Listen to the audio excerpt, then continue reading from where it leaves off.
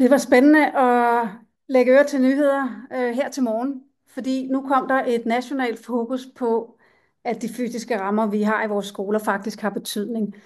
Og når vi snakker om, at flere børn skal være en del af de almene fællesskaber, så er det virkelig, virkelig vigtigt, at vi får kigget de veje. Og det betyder faktisk noget for alle vores børn. Og det, som jeg kunne håbe på, og det jeg håber på, når nu sådan noget her kommer op på nationalt niveau, det er, at sådan noget som det her, hvor når vi snakker med elever om, hvad er det, de ser her, så siger de, det der, det ligner verdens længste skoledag. Tænk, hvis vi kan få aflevet verdens længste skoledag og få skabt nogle andre oplevelser af at gå i skole. Og der er mange fede oplevelser derude, og der bliver gjort så meget godt arbejde. Men de fysiske rammer gør det altså ikke altid nemmere. Og det starter og slutter med at skabe de engagerende og relevante læringsoplevelser for de elever, vi har. Noget, som er deres tid og opmærksomhed værdig, og noget, der passer til de børnehjerner og de forskelligheder, vi har i vores klasser og vores skoler. Og der er så mange muligheder. Bare et skønt lille eksempel fra Høsterkøb skole her, som jeg lige har. Og jeg kunne bare godt tænke mig at dele med jer. Vi har arbejdet med rigtig mange lærere, pædagoger og børn over hele landet. Og nu skal I høre, hvad de fortæller os om, hvad de ønsker sig af deres nuværende og kommende læringsmiljøer, hvad end vi snakker nye skolebyggerier eller ombygninger, eller vi ser på, hvad kan man gøre for næsten ingen penge der, hvor man er. Så, nummer 1. Variation og valgmuligheder. Muligheden for, at man ikke bare skal sætte sig på den samme plads fra man starter i første, og så til man går ud i 9. Men at man faktisk også i de forskellige timer har muligheden for at variere og arbejde på forskellige måder, forskellige steder med forskellige mennesker. Og hele det der med at have nogle valgmuligheder, den her autonomi, der ligger i det for det enkelte menneske, er også super central. Og det giver vores lærere og pædagoger nogle helt andre variationsmuligheder i deres didaktiske tilrettelæggelse af undervisningen.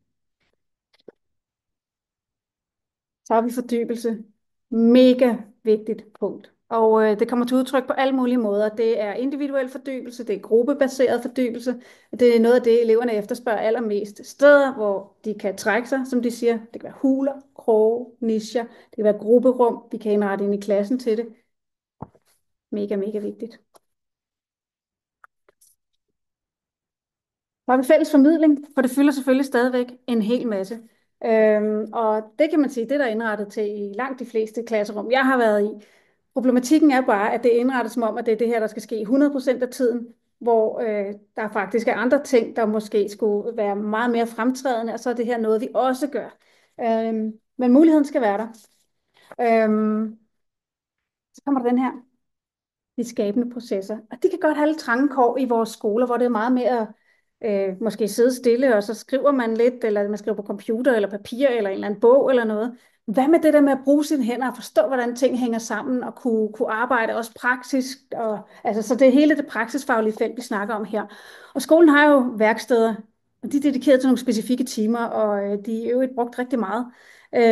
Så hvordan er det, vi kunne få værkstedet langt mere frem i andre miljøer og i vores udemiljøer, så vi kunne bruge det, få lov at bruge vores hænder, vores kreativitet og samarbejde om det. Og tænk, hvis vi vendte skole på hovedet, så vi primært havde værksteder, og så lavede vi de her formidlingssteder og dialogsteder til den mere teoretiske refleksion, men at vi havde hænderne forrest og kroppen forrest. Og apropos kroppen, der fylder det også noget. Jo yngre, jo mere fylder det her. Steder, hvor man lige kan lave et eller andet sjov med sin krop, eller bevæge sig på forskellige vis, at man kan aktivere sig selv fysisk, både indenfor og udenfor. Og så kommer vi til den sidste. Ro, hjemlig stemning og natur. Stemningen i de læringsmiljøer, vi har, er enormt vigtig. Så det vi ser elever efterspørger faktisk også lærere og pædagoger, det er, at vi har nogle miljøer, som ikke føles så institutionsagtige, men hvor man føler, man kan være menneske, hvor vi kan være dem, vi er, og hvor man føler sig hjemme, man føler, man hører til. Så det her med, og det går på tværs af alle de her budskaber, og føle, man er en person, der hører til i et fællesskab, og man har noget at byde på ind i det fællesskab, er så centralt. Og det ligger selvfølgelig i hele det pædagogiske arbejde, men det ligger så sandelig også i den måde, vi får skabt fysiske rammer omkring det, der sker i vores skoler på. Så jeg er jo mega glad for, at det her nu får endnu større fokus. Og det behøver ikke at være så dyrt og svært. Prøv at se her, også fra Høsterkøb skole. Og hvis ikke jeg fik sagt det tidligere, så der ligger nogle videoer fra Høsterkøb skole, som er ret skønne videoer med, hvordan har de forandret hele skolen til sådan en helt anden læringskultur, end det de havde før. De samme skønne voksne, der er på skolen, som har skabt nogle miljøer, hvor rigtig mange børn kan finde sig til rette, føle sig hjemme og være tilpas og kan bidrage ind i de fællesskaber og trække sig også, når de har brug for det. Der ligger også en skøn en fra Søllested Landsbyordningen. Der ligger flere forskellige derinde, det kan vi kigge på. Og så måske bare lige for at slutte af. Det kan jo, altså det behøver ikke være så svært. Her der er en pige, der har lavet sig et helt sådan selvbestaltet grupperum til sin læsestund. Og man kan jo gøre det på billige måder, man kan gøre det på måder, hvor det er langt mere indbygget.